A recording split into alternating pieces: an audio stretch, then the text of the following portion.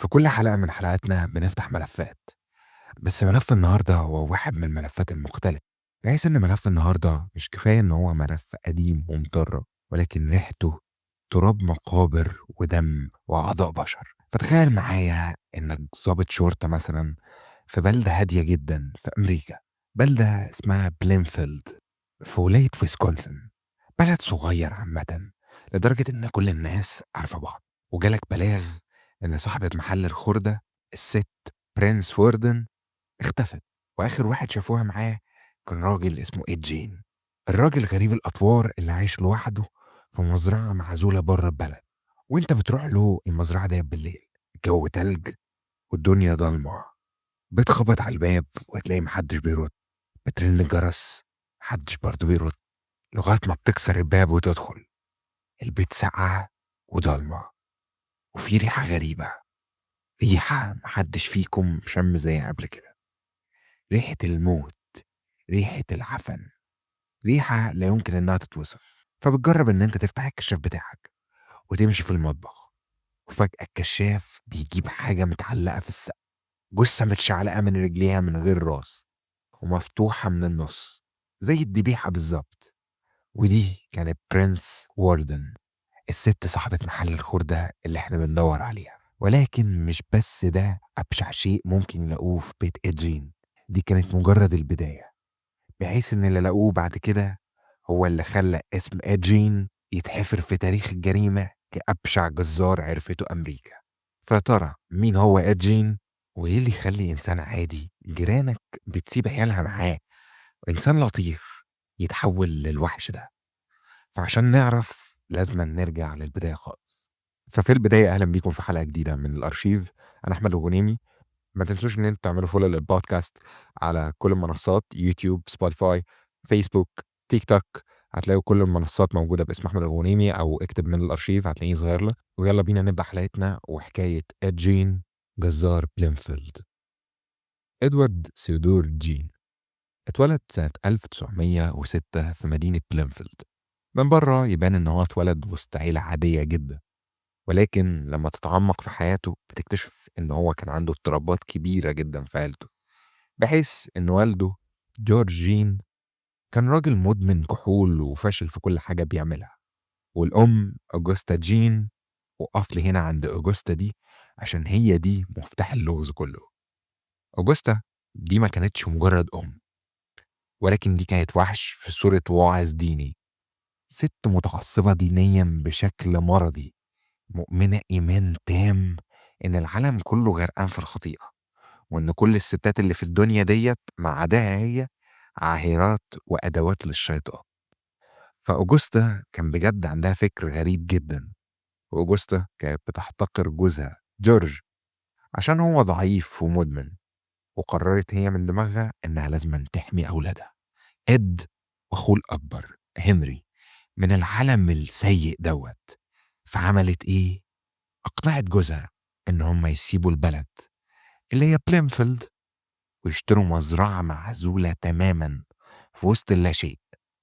مزرعة عبارة عن 194 فدان من العزلة التامة، عشان تضمن إن عيالها ما بيكلموش حد، ما بيشوفوش حد، وما يعرفوش أي حاجة عن العالم غير اللي هي بتقوله. فبجد حياة إد وأخوه هنري كانت تعتبر جحيم. ممنوع يكون ليهم صحاب.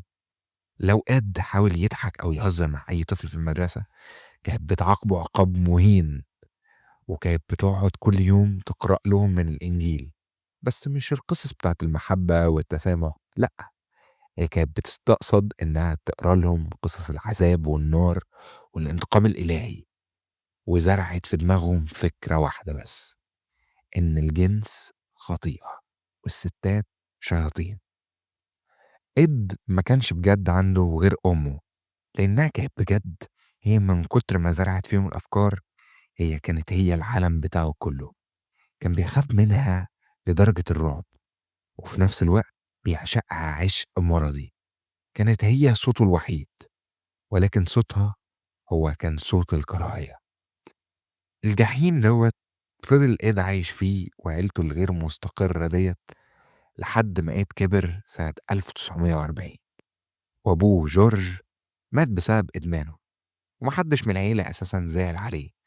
إد وأخوه هنري فضلوا مع أوجستا في المزرعة المعزولة. بس هنري الأخ الأكبر كان بدأ يتغير، بدأ يشوف بعينه إن أمه دي مش قديسة، ولكن دي سجان. بدأ إن هو يتمرد، بدأ يتكلم مع إد ويقول له: هو أنت إزاي مستحملها؟ إزاي شايفها كاملة كده؟ هنري كان بيحاول بجد إنه ينقذ أخوه إد، لحد ما بيجي اليوم المشؤوم سنة 1944. إد وهنري على حسب الرواية كانوا بيحرقوا شوية قش في المزرعة، ولكن النار خرجت عن السيطرة. فيقال إن إد خرج وراح بلغ المطافي، ولما رجعوا قال إن هو ما يعرفش هنري فين. قال إن هو غالبا إن هنري تاه في الدخان، والشرطة دورت ولقوا هنري ميت. التقرير الرسمي عامة للحوار دوت كان بيقول إن هنري كان ميت بسبب اختناق من الدخان. بس بجد كان في حاجة غريبة جدا، والحاجة دي احنا محتاجين نستوقف عندها. إن النار ما كانتش لمست جسم هنري أصلا، والأغرب إن كان في كدمات واضحة على راسه، ولكن محدش حقق في الموضوع دوت، لأن البلد كلها كانت عارفة إن إد دوت عيل أهبل وما طلعش منه كل ده. فدفنوا هنري كده، واللي هو اتدفن معاه سر موته، اللي هو أصل يعني إد ده عيل عبيط ومامته هي اللي ممشياه. وهنا بتبدأ بقى تسأل نفسك: هل يا ترى إد هو اللي قتل أخوه عشان يدافع عن أمه، ولا عشان هنري كان أول شخص يكتشف الوحش اللي جواه؟ بجد هنا هتفضل تسأل نفسك كتير ومحدش هيعرف. ولكن بجد الشيء الأكيد إن بعد موت هنري إد بقى لوحده، هو وأمه أوجستا. بقت هي الملكة المتوجة على عرش المزرعة. ولكن مع تقدمها في العمر صحتها بدأت تتدهور، لغاية ما بتيجي سنة 1945. أوجستا جات لها جلطة وشلتها، ولكن إد ما سابهاش ولا لحظة، بحيث إن هو كان دايما شايفها هي الملكة بتاعته. هو اللي بيأكلها ويشربها ويخدمها حتى وهي مشلولة. ولكن هي على الناحية التانية، حتى وهي في لحظة ضعفها وتعبها، ما كانتش بتبطل إهانات فيه وتعذيب نفسي عامة ليه. كانت دايما بتديله أوامر، ودايما بتحكمه وبتسيطر عليه لحد ما ماتت. وهنا إد بيبدأ إن هو يخش في صراع رهيب، بحيث إن إد جين كان عنده 39 سنة لما والدته توفت، والأول مرة في حياته بقى لوحده. المرشد بتاعه أو السجان بتاعه، أو تقدر تقول زي ما هي كانت بتعامله إنها الإله بتاعه، استغفر الله العظيم طبعا يعني، اختفى. وإد كان قدامه اختيارين: كان يا إما يعيش كإنسان طبيعي، أو إد اختار إن هو ما يعيش من غير أمه. قرر إن هو يبقى هي. طبعا هتستغرب اللي هو إزاي يبقى هي. هتفهم دلوقتي. بحيث إن أول حاجة عملها إد بعد موت أمه إنه قفل أوضتها، قفلها بكل حاجة فيها: سريرها، هدومها، ريحتها، قفل عليها زي ما هي، كأنها ضريح مقدس ممنوع حد يلمسه. وكمل حياته بس مش في البيت، بحيث إن إد هجر البيت كله وعاش في أوضة واحدة صغيرة جنب المطبخ كأنه منبوذ. أوضة ما فيهاش أي حاجة غير الكراكيب والضلمة، كأنه كان فارض على نفسه إن هو شيء مهمل ويستحق العيشة ديت. ولكن هنا إد بدأ رحلته الحقيقية. بدأ يقرأ، ولكن مش يقرأ شعر ولا أدب، بدأ يقرأ كتب تشريح. أيوة زي ما أنت سمعت، كتب تشريح. وبدأ يقرأ عن تجارب النازيين في معسكرات الاعتقال، يقرأ عن إزاي تحافظ على الجسم البشري بعد الموت، وعن حاجات كتير عن جسم الإنسان البشري. ولكن دخل في معضلة كبيرة، بحيث إن هو بدأ يحس بشعور هو أول مرة يحس بيه. بدأ يحس بالاحتياج. الراجل اللي اتربى على إن الستات شياطين بدأ يبقى مهووس بيهم، بقى مهووس بجسم الست. بس المشكلة إن هو بيخاف منهم، بيخاف من الأحياء. فبدأ يعمل إيه؟ بدأ يدور على الأموات. جين بدأ واحدة من أسوأ الأعمال وأقذرها في تاريخ البشر عامة، بحيث إن هو بدأ رحلاته الليلية للمقابر. كان بيفتح النعش وياخد الجثة ويرجع لمزرعته. بس هو ما كانش بياخد أي جثة، لأ، ده كان بينبش القبور وكان بينقي. كان بيدور على ستات في سن معين، ستات شبه أمه أوجوستا. وفي الأول كان بيعمل الأمر دوت مع شريك واحد غريب الأطوار زيه كده اسمه جاس بيرل. بس جاس بيجي عليه وقت بيخاف ويتجنن ويدخل مصحة عقلية، ويسيب إد يكمل اللعبة النتنة ديت لوحده. إد طبعا انت هتحسه دلوقتي اللي هو أكيد كان بيعمل الأمر دوت علشان الجنس، ولكن إد ما كانش بيعمل الأمر ده عشان الجنس. لا، الموضوع كان أبشع من كده بكتير، بحيث إن إب كان بياخد أجزاء من الجثث ديت عشان يصنع منها حاجات. الراجل اللي كان عايز يبقى زي أمه قرر يعمل لنفسه بدلة منها، بحيث إن الجثث اللي كان بيسرقها هو كان بدأ يصلخ جلدها ويدبغه ويعمل منه قناع لوشه، أو يعمل منه سديري يلبسه، يعمل منه بدلة. أنا عارف إن الأمر مقزز، بس أنت متخيل بدلة كاملة من جلد ست قريبة للشكل وللعمر لأمه أوجوستا؟ كان بيعمل كل دوت عشان يلبسها ويحس إن هو بقى أوجوستا، بقى الشخص الحاكم. فاهم الموضوع؟ ولكن الموضوع مشكلته إن هو ما بيقفش عند هنا، لأ، الموضوع بيتطور. شايف العبث؟ بحيث إن هو بدأ يعمل من الجماجم أطباق شوربة، يعمل من عظم الفخذ عمدان للسرير، يعمل أباجورة من الجلد البشري، يعمل حزام من صدور الستات. فأنت متخيل الأمر مقزز قد إيه؟ المزرعة المعزولة اللي هي بيت إدجين هو بجد ما بقاش بيت، بقى متحف رعب. ولكن المقابر ديت ما بقتش كفاية، ما بقتش بترضي نشوته اللي جواه. الجثث القديمة ما بقتش طازة كفاية، والوحش اللي جواه جاع وكان عايز دم، دم بني آدم حي. لحد ما بتيجي سنة 1954، ماري هوجن، صاحبة الخمارة المحلية في البلد، ست كبيرة في السن وقوية وشبه أوجوستا والدته بشكل مخيف جدا.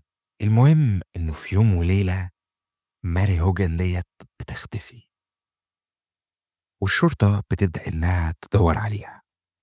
ولكن الشرطة ما لقتش غير بقعة دم على أرضية الخمارة، وإدجين كان آخر واحد شافها عامة، والكل كان عارف المعلومة ديت. ولكن البلد دي عامة كانت بتهزر معاه وشايفين إن هو راجل مسالم عامة، أكيد مش هيعمل حاجة. والناس مش كانت بتقول له يا إد، ماري فين؟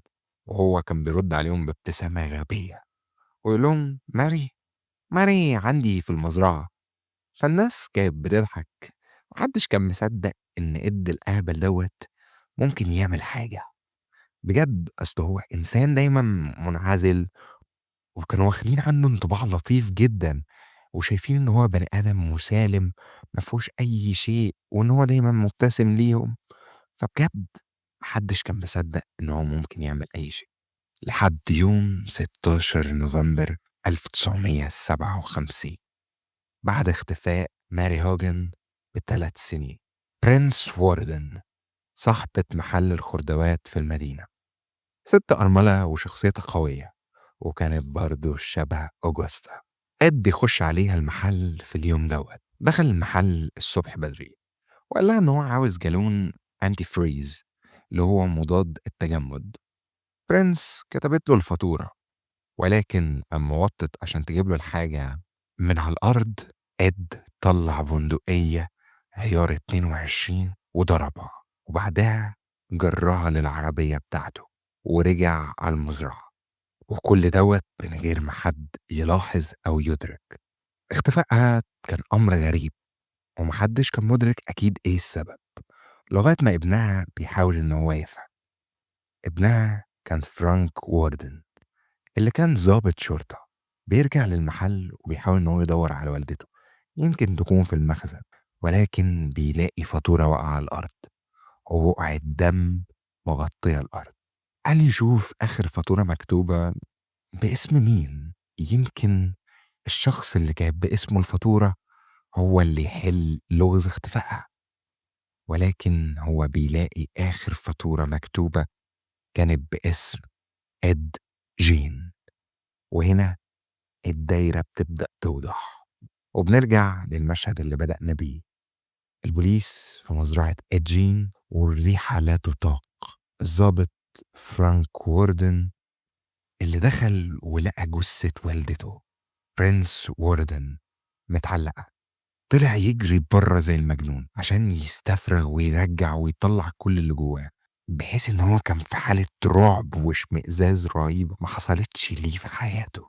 ولكن كان بيقول لنفسه ان هو لازما يرجع عشان يكمل تفتيش، بحيث ان اللي شافوه في البيت دوت هو بجد اللي صنع أسطورة إد جين، وتخلينا نحكي عنه دلوقتي. بحيث ان هم لقوا في التلاجة بتاعته أعضاء بشرية، ولقوا في المطبخ 4 أنوف اللي هي مناخير يعني، و9 أقنعة كاملة مصنوعة من وشوش ستات متعلقة على الحيطة زي تذكارات كده، وجماجم كاملة على همدان السرير. لقوا كراسي متنجدة بجلد بشري، ولقوا البدلة اللي إد صنعها لنفسه من جلد الستات عشان يلبسها ويرقص بيها في ضوء القمر، وهو بيتخيل إن هو أمه الواعظة أوجوستا، بيتخيل إن هو في مكان الوحش اللي